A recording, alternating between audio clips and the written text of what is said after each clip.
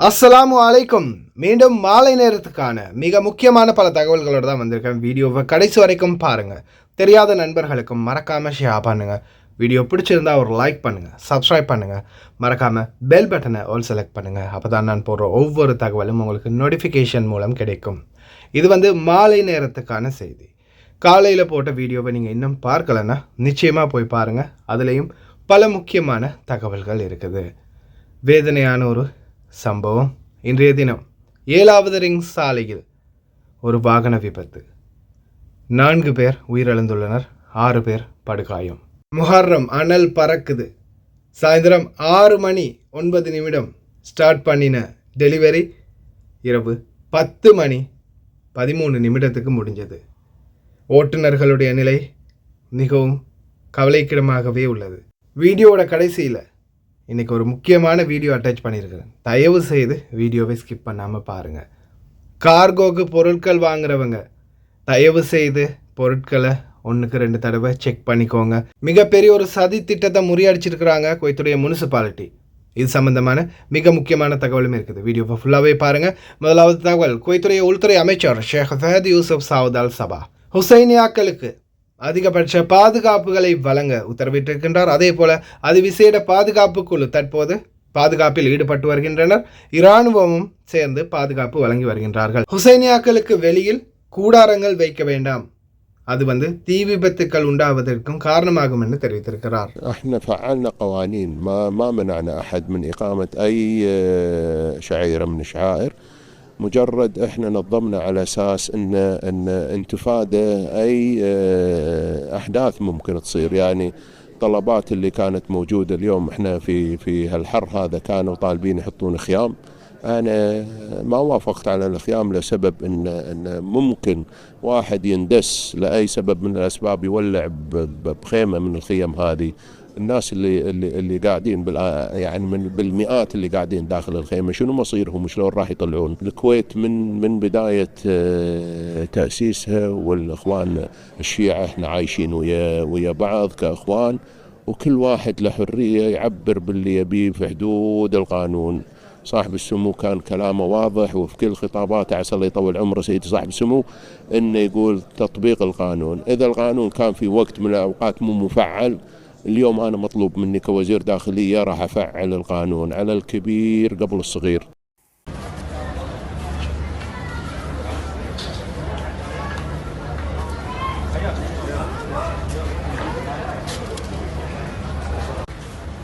இம்முறை இந்த மாதிரி சாப்பாடெல்லாம் கிடைக்காது. போன வருடம் இந்த வீடியோ காட்சியை பார்த்துருப்பீங்கன்னு நினைக்கிறேன். போன வருடம் பார்த்தீங்கன்னா தஹியா பகுதிகளெல்லாம் மிகவும் விமர்சையாக கொண்டாடப்பட்டது இந்த முஹர்ரம் மாதம். அதே மாதிரி வெளியில் வந்த நிறைய பேர் நல்லா இரவு நேரங்களில் சாப்பாடு, அதே மாதிரி குளிர்பானங்கள், இந்த மாதிரி பல வகையான சந்தர்ப்பங்கள் இருந்துச்சு. ஆனால் இந்த வருடம் அந்த மாதிரியான எந்த ஒரு வாய்ப்புமே கிடைக்காது. எங்குமே இந்த மாதிரியான ஏற்பாடுகள் இருக்காது. ஹுசைனியாக்கள், அதுவும் ஹுசைனியாக்களுக்கு உள்ள மட்டுமே தான் அனுமதிக்கப்பட்டிருக்குது எந்த ஒரு உணவு வழங்குறதாக இருந்தாலும் சரி. அதே போல் எங்குமே வெளியில் இந்த மாதிரி சாப்பாடு சப்ளை இனிமேல் நடக்காது. ஹுசைனியா பக்கம் சாப்பாடு வாங்கி சாப்பிட்டவங்க இந்த முறை மிஸ் பண்ணுவீங்க. அப்படின்னா உள்ளே போய் தான் வாங்கணும். இலங்கை ஓட்டுநர் ஒருவருக்கு நடந்த துயர சம்பவம். தகவலை தந்தார் ஒரு தாய் மக்கள் உதவும் கரங்கள் ஜெனட் மேரி சகோதரி அவர்கள். தற்போது அமீரி மருத்துவமனையில் அனுமதிக்கப்பட்டிருக்கும் ஒரு இலங்கை ஓட்டுநர் சம்பந்தமான தகவல். ஒரு சிறிய காயம்தான், கட்டில் உடைந்து காலில் சின்னொரு கீறல். சரியான முறையில் மருத்துவ சிகிச்சை எடுக்காததால் இன்னைக்கு அந்த சகோதரருடைய காலை கூட அகற்றும் நிலைக்கு தள்ளப்பட்டிருக்குது.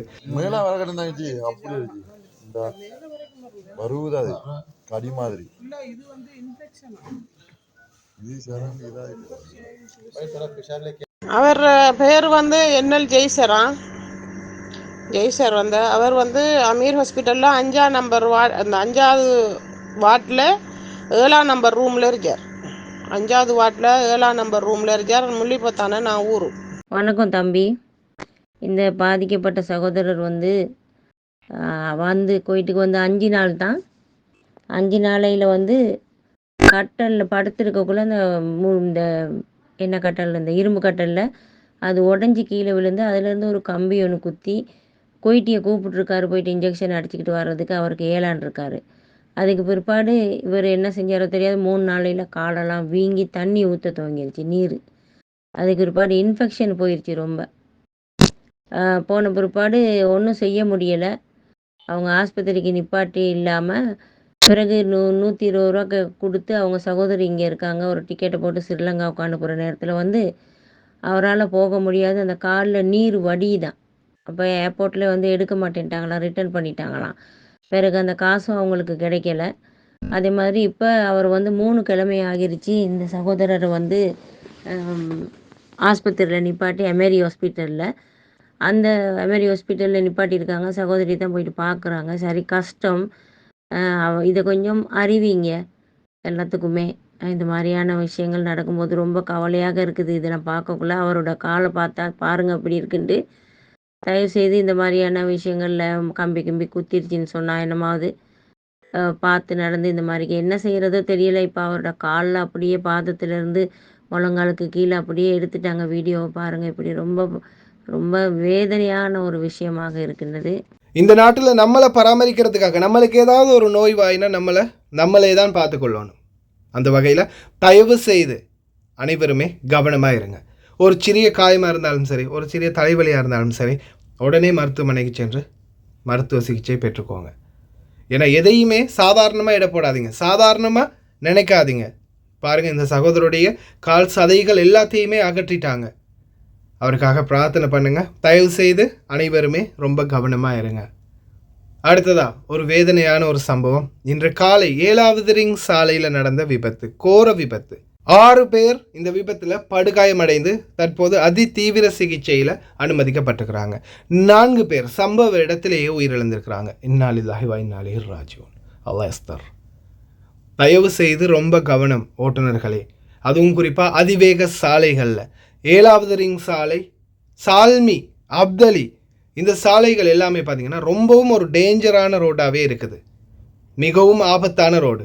ஏன்னா ரோட்டில் உள்ள பள்ளங்கள் அந்த மாதிரி இருக்கும், ரோடு ரொம்ப டேமேஜாக இருக்கும். அதே மாதிரி எனி டைம் தூசி காற்று இந்த மாதிரியான சூழல், இப்போ நீங்கள் இந்த வீடியோ காட்சியில் பார்க்குற சூழல் தான் கூடுதலாகவே இந்த சால்மி, அப்தலி, 7வது ரிங் சாலையிலெல்லாம் தொடர்ந்து இருக்கும். அதில் குறிப்பாக முக்கியமான விடயம் ரோடுகள். குறிப்பாக இந்த 7வது ரிங் சாலை ரோடு, அதுவும் ஜுனுப் அப்தல்லா முபாரக் முன்னாடி இருக்கக்கூடிய அந்த ஆப்போசைட்டில் இருக்கக்கூடிய ரோடுகள் வந்து ரொம்ப மோசமாக இருக்குது. அதில் ஒரு சிறிய பகுதி இன்னமுமே திருத்தாமல் வச்சுருக்கிறாங்க, பெரிய பெரிய பள்ளங்கள். இதால் மிகப்பெரிய ஆபத்தான சூழல் வாகன ஓட்டுநர்களுக்கு தான்.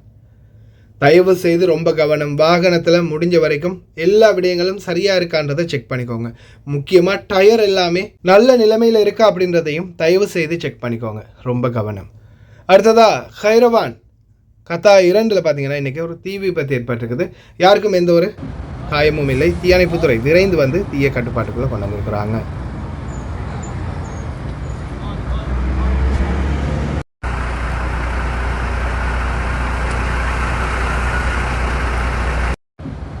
அக்காமா இல்லாத ஒரு நபர் போதை மாத்திரைகளோடு பிடிபட்டிருக்கிறாரு. குவைத்துடைய காவல்துறை அவரை கைது பண்ணினதாக தெரிவிச்சிருக்கிறாங்க. இந்த அக்காமா இல்லாத ஒரு சிலர் செய்கிற தவறால் இந்த அக்காமா இல்லாத ஒட்டுமொத்த சமுதாயமும் தொடர்ந்து பாதிக்கப்படுது. இப்போ கூட ரெசிடென்சி வயலேட்டர் ஒருவர் தான் போதைப் பொருளோடு பிடிபட்டிருக்கார் அப்படின்றத தெரிவிச்சிருக்கிறாங்க. உள்துறை அமைச்சகமே காதிமில் வெளியில் நடமாடுறவங்க அவங்க வந்து எதுக்காக போயிருக்கிறாங்க அப்படின்றத செக் பண்ணாமல் உங்கள் பாட்டுக்கு பிடிக்காதீங்க. அடுத்த எதிர்ப்பு தகவலை வெளியிட்டிருக்கிறாரு வழக்கறிஞர். உண்மையிலேயே ரொம்ப நன்றி அவருக்கும். லீவுக்கு போவாங்க, நண்பர்களை பார்க்க போவாங்க, ஏன் ஃபேமிலியில் ஒருத்தர் இருக்கலாம், அவருடைய மனைவி இங்கே வேலை பார்க்கலாம், குடும்பத்தை பார்க்க போகலாம். அவங்கள செக் பண்ணிவிட்டு அவங்கள்ட்ட அக்காமா இருக்குன்னா எதுக்காக பிடிக்கிறீங்க? السلام عليكم. وزارة الداخلية قامت مشكورة في أنها تتصدى للعابثين في الإقامة وغيره. ممتاز، قرار رائع صراحة. احنا بويكند لما تروح للعبدلي الناس قاعد تصلي الجمعة، مادة 20 انت خادم زين، يعني السايق ما يصلي، سايق جايب عائلة، جايب أهل، ناس، طباخ ماخذينه معاهم المزرعة، ما يصلي، ما يعبد الله في الويكند. مادة 20 زين مخالف. الحملة المخالفة جزاك الله خير، كمبيوتر معهم، يعني شنو يسوي المزارع؟ رايح حق اخوه رايح حق صديق مال هو، رايح حق ولد خالته، راح ياخذ جواز فلان. يعني احنا هم بالكويت يعني كمبيوتر عليه مخالفه اخذه ركب الباص، مو مخالف اموره طيبه. لا انت شو تسوي المزارع؟ شو تسوي المزارع؟ بابا هني ماما يجي انا يروح. جماعه اوكي نطبق القانون بس مو كذي. كمبيوتر وسهله ما تداش واذا ما تداشين شو يسوي المزرعه؟ رايح المزرعه بشر بني ادم رايح مع عائله بالويك اند بدون عائله يوم الثلاثاء رايح يبي يشوف اخوه تعبان مزارع. تصير طبقوا القانون بس بالمنطق. كمبيوتر ماده 20 لقيته والله ببنيدر قاعد يتمشى رياضه اوف عندك معطيني. تخيل انا كائن بشري وانسان والجماعه عطوه اوف يوم الثلاثاء قال روح بنيدر يبي يسوي رياضه مثلا. اقامته ما فيها شيء، بطاقته صالحه، اموره طيبه، ليش صعد الباص وتسافره؟ ليش؟ صيدوا المخالفين. شوفوا الحمله اليوم ايش كثر لميتوا عالم وعفست في الدنيا. طبقوا القانون بشكل سليم صحيح وجزاكم الله الخير وشكرا. الله يعطيك العافية مஷ்கூர் ما تقصر أخوي.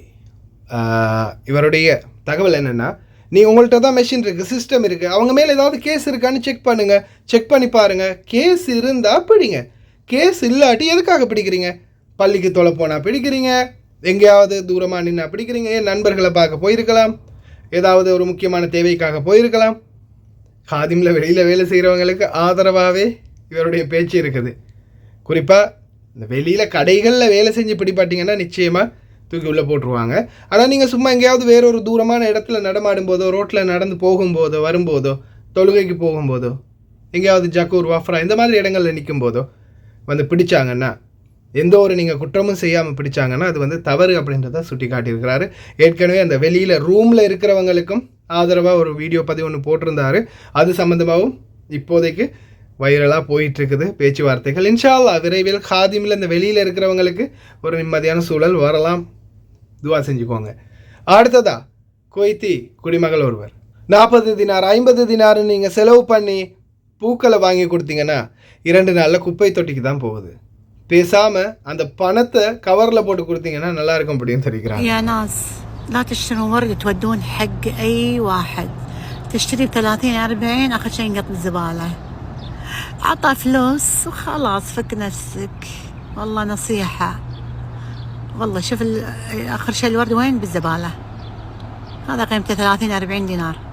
حط ظرف فيه 30-40 وعطه. والسلام عليكم. கடைசியில் பூக்கடைகளுக்கெல்லாம் ஆப்பாகிருமோ இந்த தகவலால் வீடியோ வைரலாக போயிட்டுருக்குது. இதுதான். அடுத்ததா நீங்கள் எந்த பொருள் வாங்கினாலும் 1க்கு 1 ஆஃபர், 1 எடுத்தால் 1 ஃப்ரீ, இந்த மாதிரி உங்களுக்கு எவ்வளோ பொருட்கள் கொடுக்குறாங்களோ அவ்வளோக்கு அதில் நன்மையும் இருக்கும் தீன்மையும் இருக்கும். ஏன்னா இப்போ முனிசிபாலிட்டி ஒரு சிறுதாப்பை பிடிச்சிருக்கிறாங்க, அவ்வளவுமே பார்த்தீங்கன்னா விரைவிலேயே காலாவதியாகக்கூடிய உணவுப் பொருட்கள். صراحة شيء يعني مثل ما تشوفون. نتمنى ان الكاميرات تصور الاكل على الارض.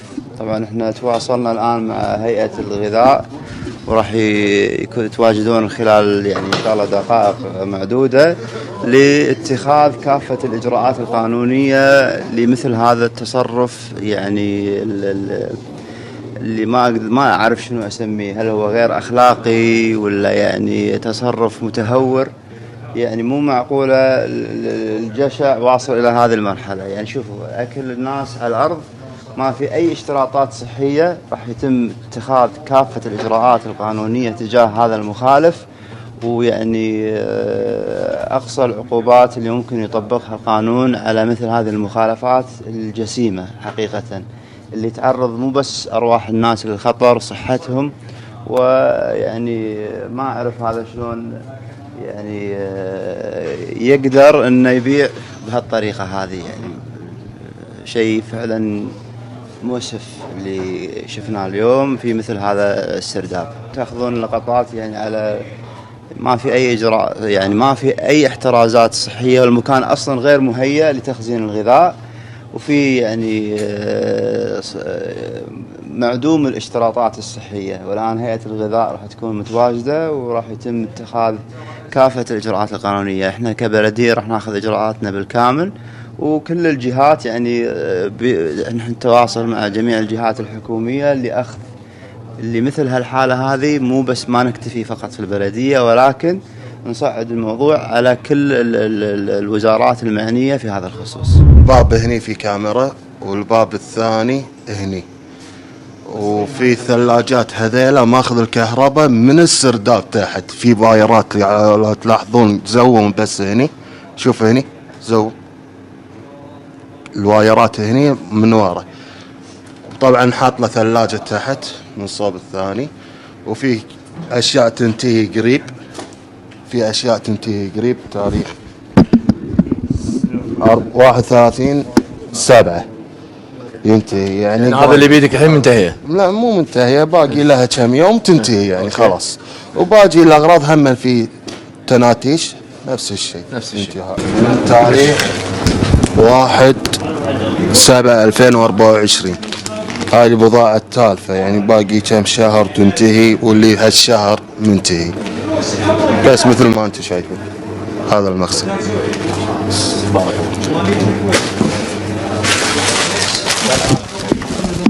நீங்கள் வாங்குகிற ஒவ்வொரு பொருளும் உங்களுடைய குழந்தைகளுக்கும் உங்களுடைய குடும்பத்தாருக்கும் தான் வாங்குறீங்கன்றதை ஞாபகம் வச்சுக்கோங்க. நீங்கள் இங்கே சாப்பிட்றீங்க, ஏதாவது ஒரு பிரச்சனை வந்தாலும் உடனடியாக வைத்தியசாலைக்கு போகலாம், அவங்களுக்கு எதிரான சட்ட நடவடிக்கைகள் எடுக்கலாம். இதே நீங்கள் நாட்டுக்கு ஒரு பொருளை அனுப்பினீங்கன்னா அவங்களுடைய பாதிப்பு உங்களையும் சேர்த்து தான் பாதிக்கும். ஏன்னா அவங்க நோயில் விழுந்துட்டாங்கன்னா அப்புறம் உங்கள் சம்பளத்தில் தான் நீங்கள் பணம் அனுப்பணும். ஹாஸ்பிட்டல் செலவுக்கு எல்லா செலவுக்கும் நீங்கள் தான் பார்க்கணும். எந்த ஒரு பொருளாக இருந்தாலும் 1க்கு 2 ஆஃபர் கொடுக்குறாங்க, விலை மலிவாக கொடுக்குறாங்க அப்படின்னா சந்தேகத்தோடு பாருங்கள். இல்லை கடைசியில் இந்த மாதிரி காலாவதியான பொருட்களை வாங்குறதுக்கு கூட நேரிடும். ரொம்ப கவனம். சரி ஓட்டுநர்களே, இந்த விடயத்தை நல்லா பார்த்துக்கோங்க. உங்களுடைய கூகுள் மேப்புக்கு போங்க. மேலே உங்களுடைய ப்ரொஃபைல் காட்டும் ஜிமெயிலுடைய, அதை டச் பண்ணிங்கன்னா இதில் இந்த செட்டிங்கில் 3ஆவதாக இருக்குது பாருங்கள், யூஆர் டைம் லைன்னு. இந்த 3ஆவதாக இருக்கிறத டச் பண்ணிங்கன்னா இது எல்லாத்துக்கும் முதல்ல உங்களோட ஃபோனில் எனி டைம் லொக்கேஷன் ஆனில் இருந்தால் மட்டும்தான் இது சாத்தியம். இப்போது இந்த டைம் லைனை ஆன் பண்ணிங்கன்னா நீங்கள் இன்றைக்கி, நேற்றைய முன்தினம், போன மாதம், அதுக்கு முந்தின மாதம் எங்கெங்கே ட்ராவல் பண்ணியிருக்கீங்க, எந்தெந்த டேட்டில் எங்கெங்கே ட்ராவல் பண்ணியிருக்கிறீங்க அப்படின்ற எல்லாத்தையுமே நீங்கள் பார்க்கலாம். இப்போ சாதாரணமாக இது வந்து மிச்சம் உதவியாக இருக்கும். யாருக்குன்னா இந்த கேமரா அடித்து உங்களுடைய வீட்டில் இன்னும் நிறைய பேர் உங்களுடைய வாகனத்தை எடுத்து ஓட்டுறாங்க. அப்போ அந்த டைமில் கேமரா ஒன்று அடிச்சிருக்குது, யார் அடிச்சிருப்பா அப்படின்ற சந்தேகம் இருக்கும். அப்போது அந்த நேரத்தில் நீங்கள் இந்த டைம் லைன் ஆனில் வச்சுருந்தீங்கன்னா எனி டைம் உங்களுக்கு செக் பண்ணிக்கொள்ளலாம். அந்த ஏரியாவுக்கு நான் ட்ராவல் பண்ணியிருக்கிறேன்னா இல்லையா, கேமரா எந்த இடத்துல அடிபட்டிருக்குது, ஓகே அந்த ஏரியாவுக்கு நான் போனேன்னா இல்லையா, அந்த நேரத்தில் என்னுடைய ட்ராவல் இருக்குதா இல்லையா அப்படின்றத நீங்கள் செக் பண்ணிக்கொள்ளலாம். அதால் உங்களுக்கும் ஈஸியாக இருக்கும் இந்த பிரச்சனையிலேருந்து தப்பிக்கிறதுக்கு. அதே மாதிரி இப்போ நீங்கள் பார்க்குற காட்சி நேற்றைய தினம் என்னுடைய ட்ராவல் கிட்டத்தட்ட 4 மணி நேரம் நான்ஸ்டாப், வண்டியை ஆஃப் பண்ணவே இல்லை, 4 மணி நேரம் ட்ராவல். இதை வந்து பார்த்திங்கன்னா மொத்தமாகவே ஜூம் பண்ணி பார்த்துக்கொள்ளலாம். எங்கெங்கே போயிருக்கிறோம், எந்தெந்த ரூட்டால் போயிருக்கிறோம், இது எல்லாத்தையுமே செக் பண்ணி பார்க்கலாம். அதுக்காக இந்த டைம் லைன் மிச்சம் உதவியாக இருக்கும். முஹர்ரம் மாதம் வந்துடுச்சு, நம்ம வீடு ஷியா வீடு. இப்போதைக்கு பார்த்திங்கன்னா ஒவ்வொரு நாளும் ஏதாவது ஒரு சாப்பாடு செய்வாங்க. நேற்றைய தினம் ஹல்வா தயாரிச்சிருந்தாங்க நம்ம வீட்டில். அதை வந்து இப்போ மாமாவுடைய ஃப்ரெண்ட்ஸ், அவங்களுடைய சகோதர சகோதரிகள் அனைவருக்குமே பங்கு வைக்கணும். கிட்டத்தட்ட ஒரு 20-22 பார்சல். அந்த பார்சல் எல்லாமே 20-22 பார்சல்னால் 20-22 மந்த்துக்காக போகணும். இது வந்து பார்த்திங்கன்னா நான் ஸ்டார்ட் பண்ணுறேன் இப்போ சாயந்தரம். சரியா இவங்க எல்லாத்தையும் சமைச்சு முடிச்சுட்டு ரெடி பண்ணி கொடுத்துருக்குறாங்க. இது வந்து பார்த்திங்கன்னா இப்போ நான் ரெடி ஆகிறேன், இப்போ தான் வீட்டிலேருந்து வெளியாக போகிறேன். 6 மணி 9 நிமிடம் இப்போ தான் ஸ்டார்ட் பண்ண போகிறேன். இதில் இருந்து என்னுடைய கடைசி வரைக்கும் எவ்வளவு நேரம் எடுத்துச்சு, அதே மாதிரி இதில் உள்ள இன்னொரு முக்கியமான அசௌகரியம் என்ன, இது சாதாரணமாக நான் ஒரு வீட்டு ஓட்டுநர். ஏன்னா இது வந்து முக்கியமாக சொல்கிறது பார்த்திங்கன்னா இந்த டெலிவரி ஓட்டுநர்கள் சிலர் படக்கூடிய துன்பம் இதில் முக்கிய பங்காற்றும். இப்போ இது வந்து நான் ஒரு வீட்டு ஓட்டுநர். எனக்கு இந்த வீடுகளில் இப்போ மாமாவுடைய ஃப்ரெண்டுகளாக இருக்கலாம், அல்லது அவங்களுடைய சகோதர சகோதரிகளுடைய வீடாக இருக்கலாம். அங்கே எல்லாருடைய வீட்டிலையுமே எனக்கு ஃபுல் எக்ஸஸ் இருக்குது. கதவை திறந்துட்டு, மெயின் கேட்டை திறந்துட்டு உள்ளே போய் கிச்சன் பக்கம் போய் கிச்சனில் கொடுத்துட்டு வரத்துக்கு, அப்படியே நான் உள்ளே போய் எல்லாத்தையும் கொடுத்துட்டு வந்துடுவேன். அப்போ அந்த எக்ஸஸ் இருக்குது உள்ளே போகிறதுக்கு. ஆனால் இதே சூழல் எங்களுடைய டெலிவரி ஓட்டுநர்களுக்கு எப்போவுமே இருக்காது. ஏன்னு சொல்லுங்கள், டெலிவரி ஓட்டுநர்களுக்கு அவங்க வீட்டு பெல்லை மட்டும்தான் அடிக்க முடியும். சில நேரங்களில் ஃபோன் அடிப்பாங்க, இல்லைன்னா பெல் அடிக்க முடியும். வீட்டுக்குள்ளே கதவை திறந்துட்டு போக முடியாது. இப்போ ஏதோ நேற்று எனக்கு இந்த சூழல், இப்போ நீங்கள் பார்த்துட்டு இருக்கிற எல்லாமே என்னுடைய டைம் ட்ராவல். நேற்றைய தினம் 6 மணிலேருந்து 8 மணி வரைக்கும் நான் ட்ராவல் பண்ணினதை ரொம்ப ஸ்பீடாக, அந்த 4 மணித்தியால ட்ராவலை ரொம்ப ஸ்பீடாக 2-3 நிமிஷத்துக்குள்ளே கொண்டு வந்திருக்கிறேன் ஃபாஸ்ட்டாக. இப்போ பார்த்தீங்கன்னா என்னுடைய ட்ராவல் இது தான். இப்போ நான் எனக்கு அந்த வீடுகள்லாம் தெரியும், அதே மாதிரி அந்த வீட்டுக்குள்ளே போகக்கூடிய எக்ஸஸ் இருக்குது. அதால் நான் போய் அந்த பொருட்களை கொடுத்துட்டு சீக்கிரமாக வெளியாகிட்டேன். இடையில பாபாவுக்கு குபூஸ் வேணும்னு சொன்னாங்க, அதையும் போய் நின்று வாங்கியாச்சு. ரெடியாகி வெளியாகிட்டேன், எல்லாமே எடுத்துகிட்டு வெளியாகிட்டேன். கொஞ்சம் வேகமாக அந்த வீடுகளில் போய் கொடுத்துட்டு வந்ததால் என்னால் 4 ஹவரில் முடிக்க முடிஞ்சிச்சு. பல மந்தக்காக்களுக்கு போக இருந்துச்சு, 4 ஹவரில் முடித்தேன். இதே இப்போ நான் யோசித்தேன், என்னுடைய வீட்டுக்கு ஒரு புதிய டிரைவர் வந்திருந்தா, ஒரு புதிய டிரைவருக்கு அந்த 20-22 ஏரியாவுக்கும் லொக்கேஷனை மாமா சொல்லி அதையும் கொடுத்து அவர் போய் ஒவ்வொரு ஏரியாவாக தேடி ஒவ்வொரு வீடாக தேடி பிடிச்சி கொண்டு போய் கொடுத்துருந்தா விடிஞ்சிருக்கும் போல். அதே மாதிரி தான் டெலிவரி ஓட்டுநர்கள். உண்மையிலேயே இந்த சில வீடுகளில் போய் நானும் தான் பெல் அடித்தா 1/4 மணி நேரம், அரை மணி நேரம் சில நேரங்களில் வெயிட் பண்ண வேண்டி வரும். வெளியில் வரவே மாட்டாங்க. சில பணிப்பெண்களும் ரொம்ப அலட்சியம். வெளியில் டெலிவரி இருக்க போயிடுங்க அப்படின்னு சொன்னால் கடைசி வரைக்கும் வரவே மாட்டாங்க. அன்பார்ந்த சகோதரிகளே, இது நான் உங்கள்கிட்ட வைக்கிற முக்கியமான ரிக்வெஸ்ட், மிக முக்கியமான ரிக்வெஸ்ட். ஏன்னா இந்த டெலிவரி பண்ணக்கூடிய சகோதரர்கள் அவங்க அந்த டார்கெட்டுக்கு தான் டெலிவரி பண்ணுவாங்க, நிறைய டார்கெட்டுக்கு டெலிவரி பண்ணுவாங்க.